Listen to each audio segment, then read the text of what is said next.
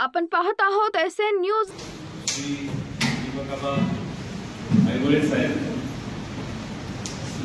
उपस्थित सर्व गुणवंत विद्यार्थी, तुम्हाला सांगायला मला आनंद वाटेल 25 वर्षांपूर्वी ज्यावेळी आमची दहावीची एक्झाम झाली त्यावेळी मी तालुक्यात प्रथम आलो।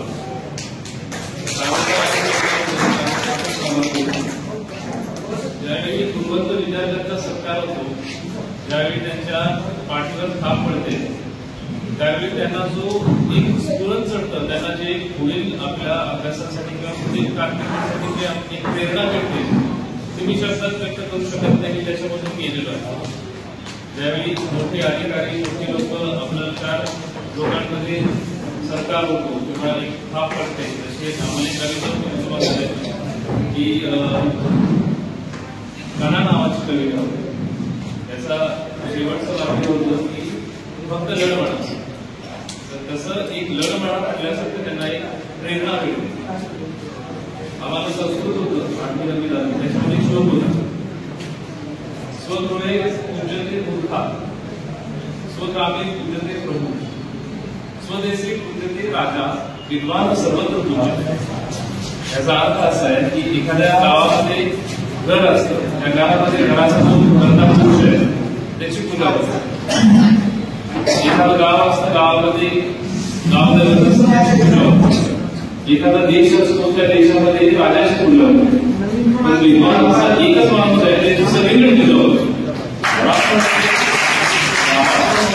देशातली होती सर्व जगात, म्हणजे विद्वान ज्याच्याकडे बुद्धीचं बळ आहे त्या माणसाला कुणी हरवू शकत नाही। कुणी किती बलवान माणूस जरी आहे, त्याच्याकडे बुद्धी आहे, त्याला कुणी हरवू शकत नाही, त्याची सर्वत्र पूजा होते, त्याचा सर्वत्र आदर सत्कार होतो। आज आणखी एक गोष्ट मला बघून जाणवते की मुलांपेक्षा मुलींमध्ये खेळण्याची संख्या जास्त आहे। याचा अर्थ गुणवंत विद्यार्थ्यांमध्ये देखील मुलींचा टक्का वाढत चाललेला आहे, जी की अभिमानाची गोष्ट आहे आपल्या सर्वांसाठी। पुढे जातील एक स्त्री एक कुटुंब पुढे घेऊन जाते, त्यामुळे मुलींचा गुणवंत विद्यार्थ्यांमध्ये टक्का वाढलेला अभिमानाची गोष्ट आहे। बाकी भरपूर सगळ्यांना संधी समाज संघटना यांच्या माध्यमातून आज या ठिकाणी गुणवंत विद्यार्थ्यांचा सत्कार समारंभ आयोजित केलेला आहे। सर्व उपस्थित व्यासपीठावरील सर्व मान्यवर सत्कार होती, त्याचे माता पिता आणि देशातील सर्व या ठिकाणी हा एक चांगला उपक्रम समाजाच्या वतीनं घेण्यात आला आणि याच्यासाठी पहिल्यांदा जयंतींना म्हणजे त्यांचं अभिनंदन करतो। प्रचंड पाठवून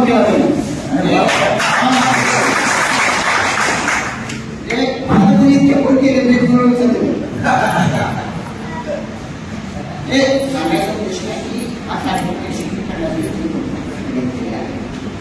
आणि आज या ठिकाणी त्यांचा आपण सत्कार केला, त्यांना पुढील कार्यक्रमासाठी शुभेच्छा।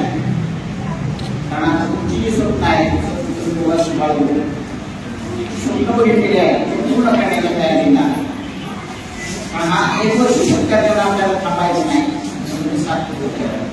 तुम्ही आजचा पुरस्कार 10वीला घेतला असेल, पुढचा पुरस्कार आपल्याला घ्यायचा आहे, 12वीला घेतला असेल, पुढचा पुरस्कार आपल्याला घ्यायचा आहे। आणि स्वप्न मोठी बघा, स्वप्न बघितली तर आपल्याला काय करावं लागेल, ते कष्टही आपल्याला करावे लागतील। स्वप्न आपण बाळगलं आणि कष्ट नाही केले, स्वप्न सत्यात उतरणार नाही आणि आपल्याला जे पाहिजे ते साध्य होणार। आपल्या पाठीमागं भरपूर मान्यवर आहे, काही अडचणी येणार नाही। आज जर 10 मुली 5 मुलं असते, पुढच्या वर्षी हा हॉल भरलेला असावा। ज्यांचा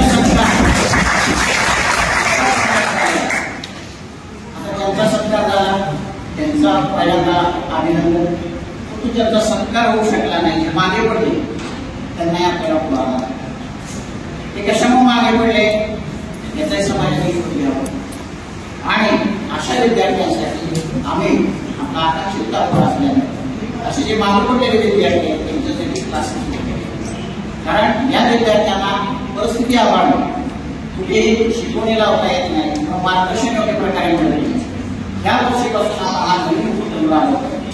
त्याच्यामध्ये समाजामध्ये आम्ही शाळांमधून याद्या मागणी केलेल्या आहेत किंवा 10वीला कमी मार्क मिळालेले आहेत, 10वीला त्याला चांगल्या प्रकारे गुण मिळाले, 11वीला कमी मार्क मिळालेले आहेत, 12वीला चांगल्या पद्धतीने गुण मिळाले. असे जे विद्यार्थी आहेत त्यांना तज्ञ मार्गदर्शकांच्या माध्यमातून मोफत आपले शिक्षण किंवा शिक्षण जादा घेऊन देणार आणि या वर्षापासून घ्यावं. कारण जे मागं पडलेले आहेत ते कदाचित आधी आले ते नियम गरजेचं असतं. कारण ज्या वेळेला आपल्यापेक्षा अधिक गुणवत्तेने पाठ झालेला आहे त्याचंही मार्गदर्शन ऐकणं गरजेचं असतं किंवा त्यांनी कशा प्रकारे अभ्यास केला, त्याच्यासाठी त्यांनी काय केलं. त्याच्यामध्ये मुख्य प्रवाहातला जो व्यक्ती असतो तो परीक्षा देणारा विद्यार्थी असतो. आपण नंतर सांगतो आमच्या रोजने इतकं मला सहकार्य केलं, इतकं मार्गदर्शन करा, तुला बुद्धी असती आहे म्हणून तू पुढे गेलास आणि त्या बुद्धीला